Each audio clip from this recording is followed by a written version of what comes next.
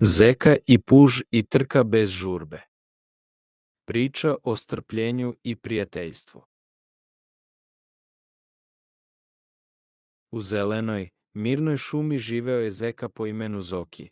On je uvek žurio, trčao tamo, amo, skakao preko panjeva i jurio leptire. Nikada nije stajao na mestu i nikada nije imao vremena da uživa u lepoti šume oko sebe. Jednog lepog, sunčanog jutra, dok je Zoki jurio kroz šumu, naišao je na pužića po imenu Pulja.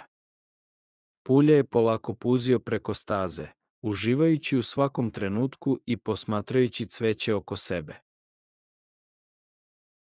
Hej, pužu, doviknuo je Zoki, kako možeš tako sporo?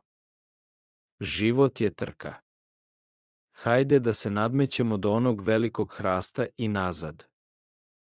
Pulja se osmehnuo i rekao, dobro, ali zapamti, ponekad je put važniji od cilja. Trka je počela. Zoki je poleteo kao vetar, skačući preko panjeva i jureći prema hrastu. Za nekoliko trenutaka bio je već na pola puta.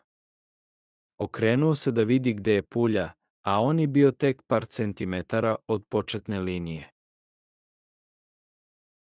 Ovo je dosadno, pomislio je Zoki, pobediću za časak. Umesto da nastavi, odlučio je da pričeka Pulju, seo je i počeo da primećuje lepote oko sebe, cvetiće, leptire koje lepršaju i ptice koje pevaju. Osetio je miris bora i čuo šum potoka. Kada je Pulja najzad stigao do Zokija, Zoki mu je poklonio lep buket cvetića koje je ubrao dok je čekao. Vidiš, rekao je Pulja, ako ideš sporije, vidiš više. Svaki trenutak ima nešto lepo za onoga koji ima strpljenja da to primeti. Zoki je shvatio da Pulja ima pravo. Trka nije bila o tome ko će prvi stići do cilja, već o tome ko će više uživati u putu.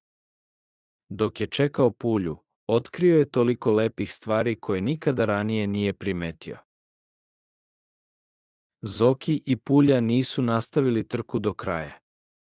Umesto toga, krenuli su u spore šetnje i zajedno istraživali šumu.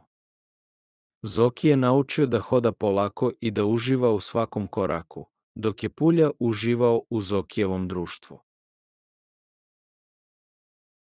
Zajedno su otkrili skrivena mesta u šumi, malu pećinu ispunjenu sjajnim gljivama, potočić sa najčistijom vodom i stablo sa udubljenjem u kome su ptice pravile gnezdo.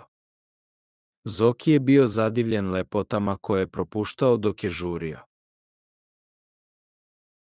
Na kraju dana, kada se sunce spuštalo iza planina, Zoki nije mogao da se seti ko je pobedio u trci.